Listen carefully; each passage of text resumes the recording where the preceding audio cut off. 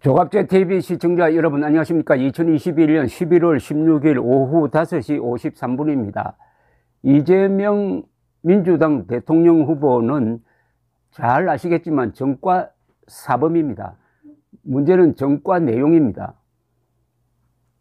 검사 사칭 공범, 무고, 음주운전, 선거법 위반, 그리고 또 하나 있죠. 특수공무집행방해. 자, 이런 걸 한 사람이 저지른다는 게 참 어렵습니다. 이런 전과를 가지고 있는 국민이 어느 정도 될까요? 한 0.001% 될까요? 근데 대통령을 뽑는다는 건 말이죠. 이 국간의 열쇠를 맡기는 겁니다. 또 하나는 총을 맡기는 겁니다. 총을 맡겨서 국민들의 생명, 재산, 자유를 보호해 달라고 하는 겁니다.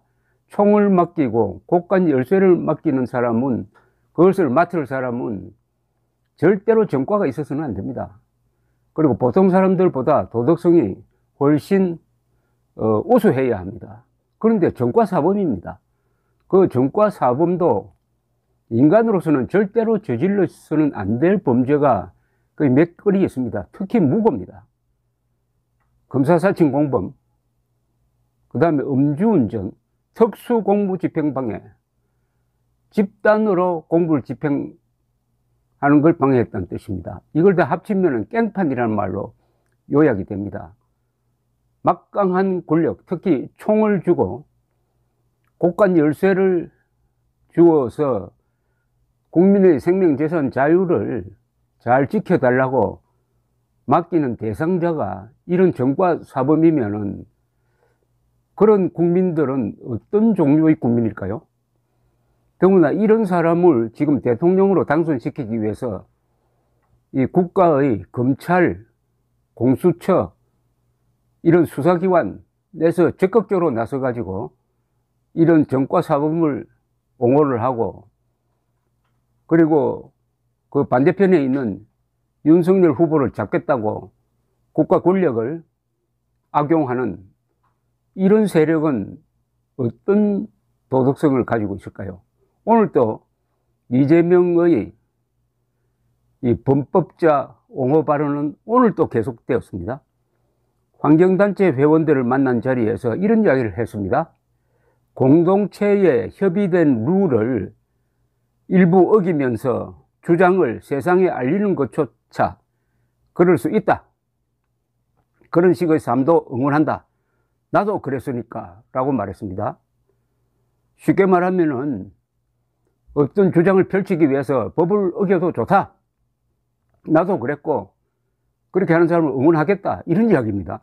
서대문구 신촌 파랑고래에서 열린 환경단체 회원들과의 간담회에서 투쟁의 양식에서 고통을 많이 겪어서 답답한 것 같은데 사회 중요 과제에 대해 나도 전과자다. 범법하는 때도 범법자도 모를 때도 있다. 그게 옳은지 그른지는 각자가 판단하는 것이라고 했습니다. 이것도 오해의 소지가 있습니다. 범법자로 몰리는 것이 옳은지 그른지는 각자가 판단하는 거라고요? 그러면 각자가 판단한다면 뭘 합니까? 각자가 판단해가지고 범법하는 게 옳다고 하면 계속 범법을 하면은 그 공동체는 해산되는 거 아닙니까? 각자가 판단하는 게 아니죠. 법원이 판단하는 거죠. 이 후보가 선거관리위원회에 신고한 내용에 따르면 그의 범죄 전과는 무고 및 공무원 자격사칭, 도로교통법 위반, 음주운전, 특수공무집행방해, 공용물권 손상, 선거법 위반 등 4건이라고 조선닷컴이 적시를 했습니다. 이걸 전과 사범 또는 5범으로 봐야 되는 건 아니, 무고하고 이 검사 사칭은 따로 해야 되는 것 아닌가 하는 생각이 드는데 어쨌든 4개 아니면 5개입니다. 이날 간담회에서는 석탄 발전소를 짓는 두산 중공업을 찾아가서 녹색 스프레이를 칠하는 행동을 했고 민형사 제소를 당해 2,300만 원 벌금형에 처해졌다. 이게 잘한 일입니까? 대통령 차량이 지나갈 때 도로에 뛰어들기도 했다. 그 경험담을 회원들이 소개를 했습니다. 한 회원은 이 후보에게 그 어떤 사람도 우리 삶과 미래를 책임져 주지 않고 기성 정치인들은 침묵하고 거짓말로 일관하고 기후위기 대응을 미루가는 상황에서 우리 권리를 지키고자 하는 유일한 저항 방식이라고 했습니다. 함께 자리한 양이원영 민주당 의원은 이 과정에서 조심하라 해줘야 한다고 했지만은 이 후보는 조심히 잘하고 있다, 많은 것을 걸고 싸우는 점을 인정한다, 정확한 지적이라며 그들 편을 들었습니다. 선배 세대 입장에서 지구상에 존재하는 좋은 걸 긁어 쓰고 쓰레기만 남았다. 다음 세대는 선배 세대가 남긴 쓰레기 속에서 정말 험악한 환경 속에서 미래를 설계해야 하는데 얼마나 답답하겠나. 이게 말씀이 될 것 같으니까 이 후보 측에서는 이 후보 발언이 범법 행위를 옹호하고자 했던 발언은 아니다, 전체 맥락으로 보면 활동가들을 격려하는 메시지라고 했는데, 아무리 읽어봐도 범법 행위를 옹호하고자 했던 발언이라고 밖에 해석할 수 없습니다. 음주운전보다 초보 운전이 더 위험하다고 하는 이 발언 속에 이재명 씨의 법에 대한 생각이 다 들어 있습니다.